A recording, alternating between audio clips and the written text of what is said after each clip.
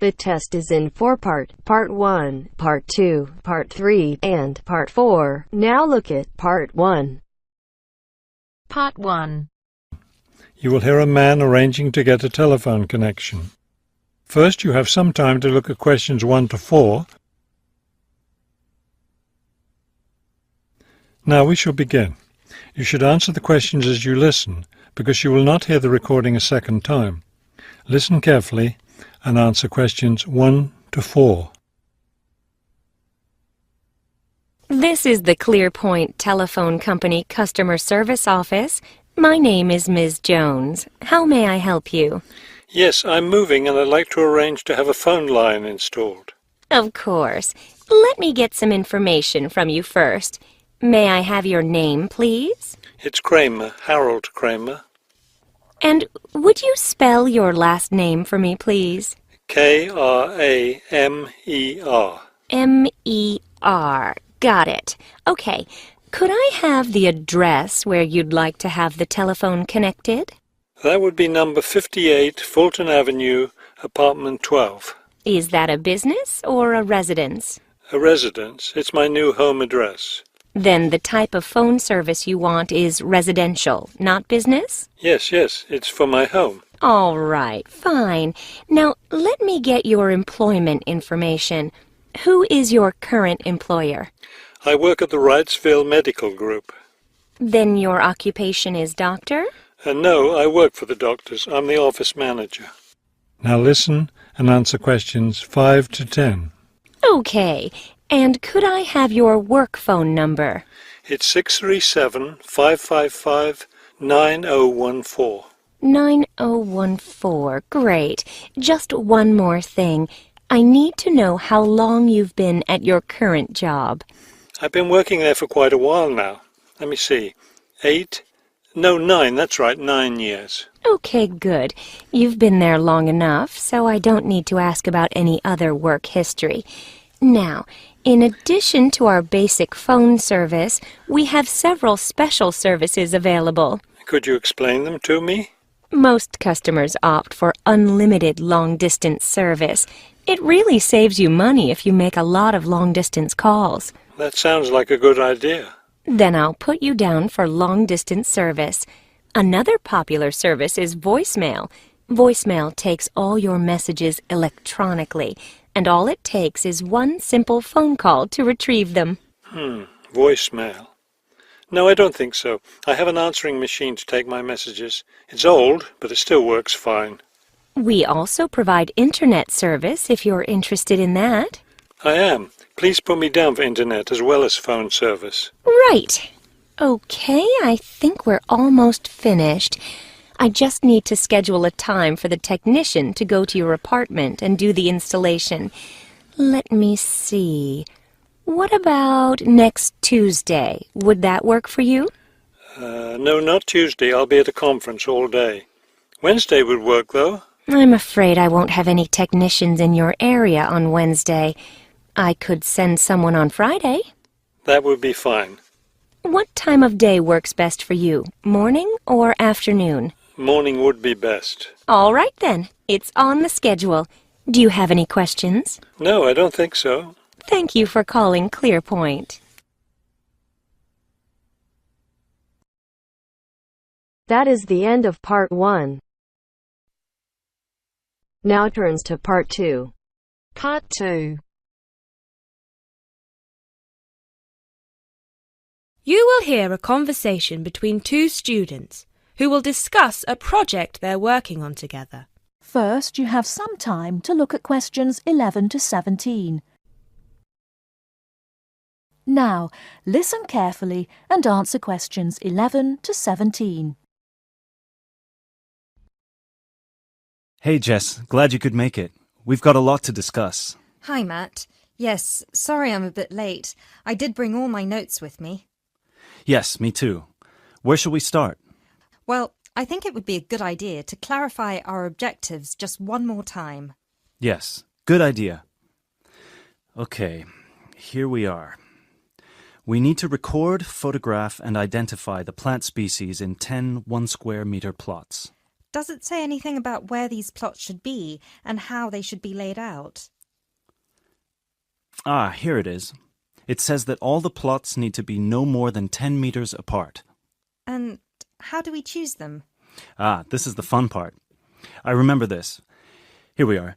Make a 1 meter square frame using bamboo sticks available from the department stores. Yes, we've already done that. I know, I'm just reading the whole section. Okay. One person stands roughly in the middle of the chosen area and throws the frame. The other person uses a tape to mark out the square where the frame landed and returns frame to thrower. The thrower then turns a few degrees on the spot and throws again. The thrower must turn slightly after each throw and vary the force of the throw until after the 10th throw they are pointing in almost the same direction as the first. That sounds a bit complicated. That's only because it's all in writing. It's just a simple throw, turn, throw, turn, throw, turn until we have 10 squares. And I guess you want to do the throwing. Well, if you don't mind. I'm sure you'll be more accurate at marking the squares. Yes, I am sure I am, and I'm sure you've got a stronger throwing arm.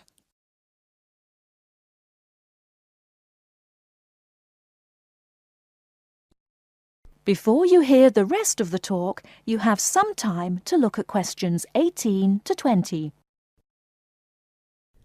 Now listen and answer questions 18 to 20.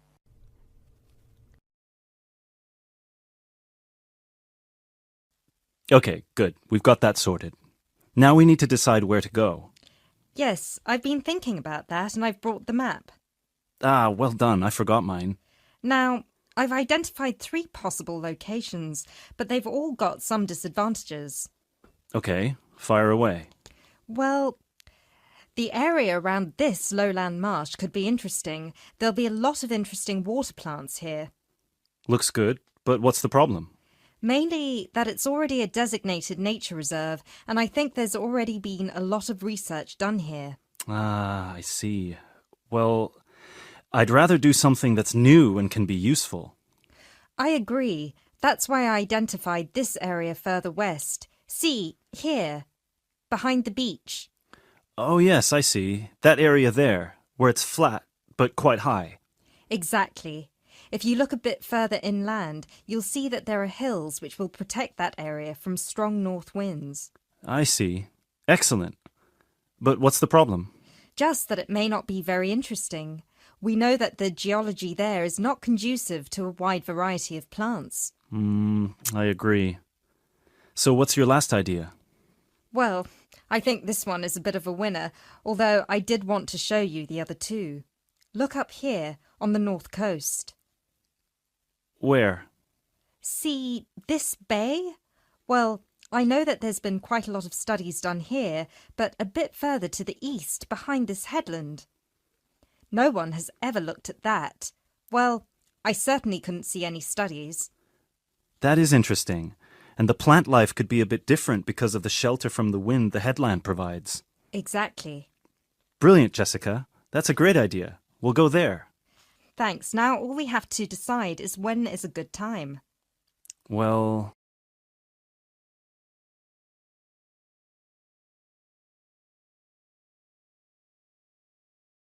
That is the end of part 2.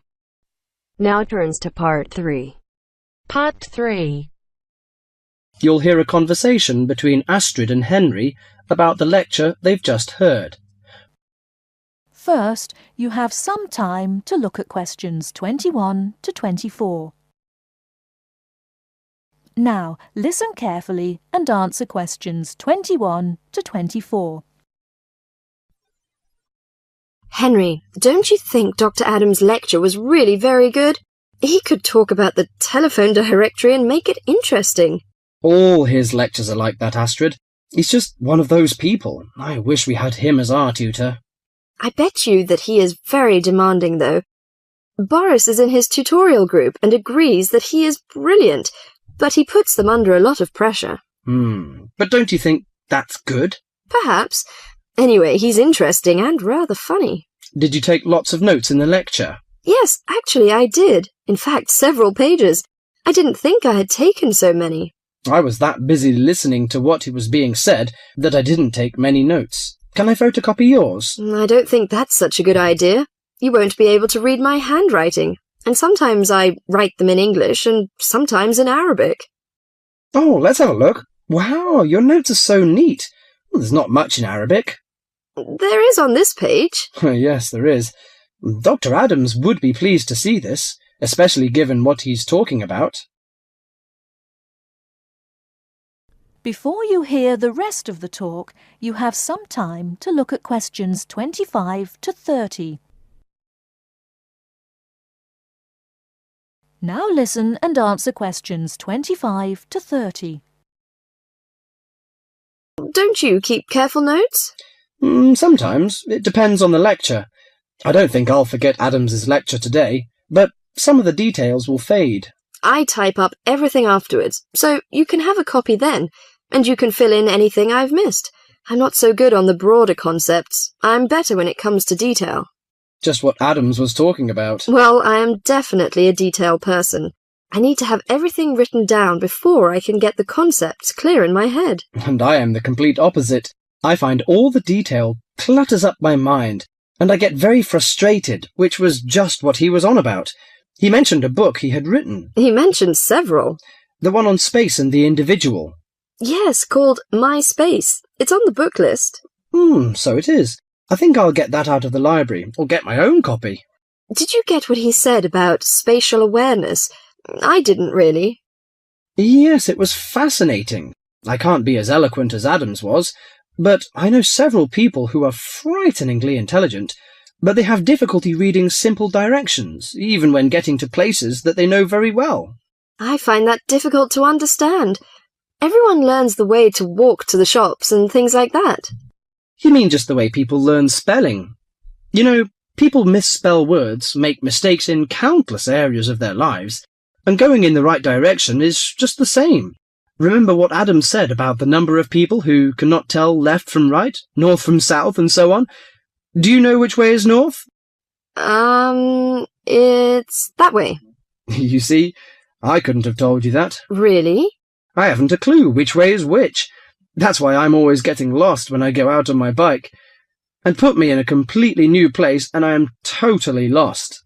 What about maps? Oh, I'm hopeless at reading them. But then you're brilliant at writing essays and getting all the ideas down in the right order, and I don't know where to start.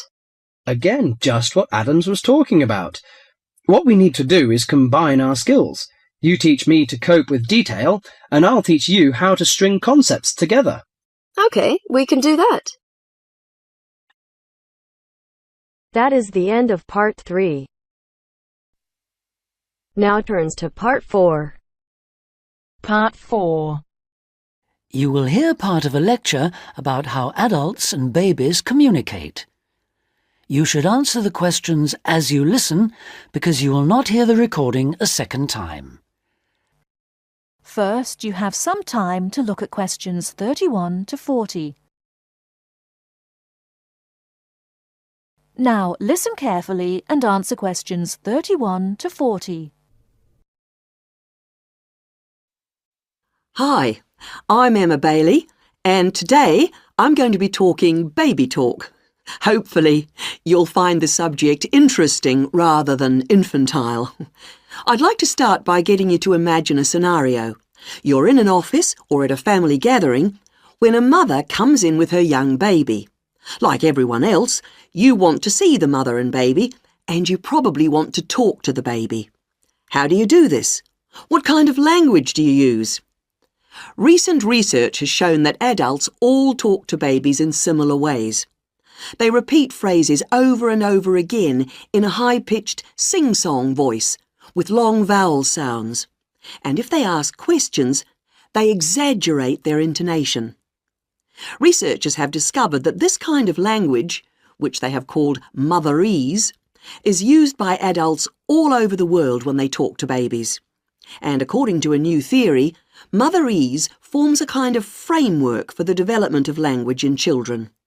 This baby talk, so the theory goes, itself originated as a response to another aspect of human evolution, walking upright.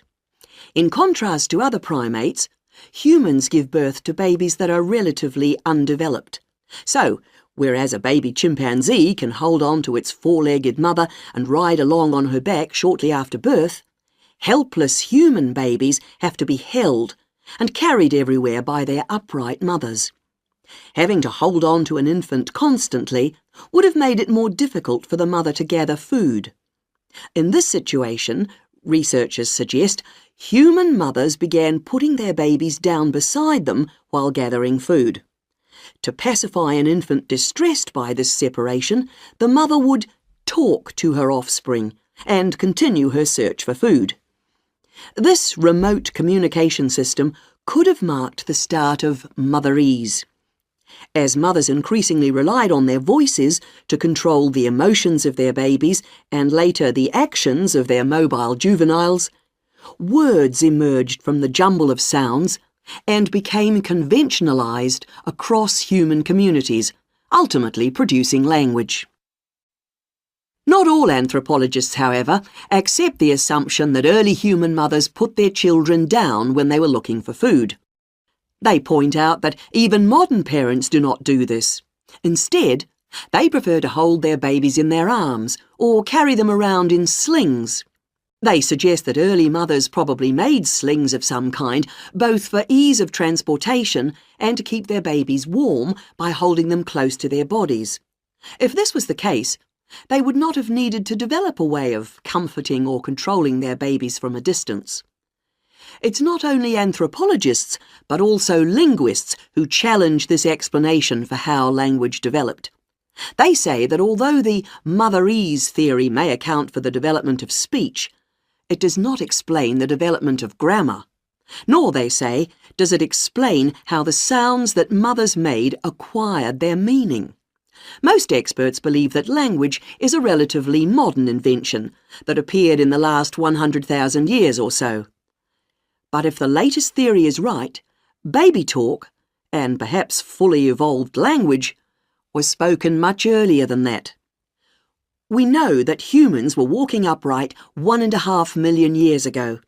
This means that mothers may have been putting their babies down at this time and communicating with them in motherese. We can be sure that this is not the end of the story, as anthropologists and linguists will continue to investigate the origins of this most human of abilities, language. That is the end of part 4. You now have half a minute to check your answers.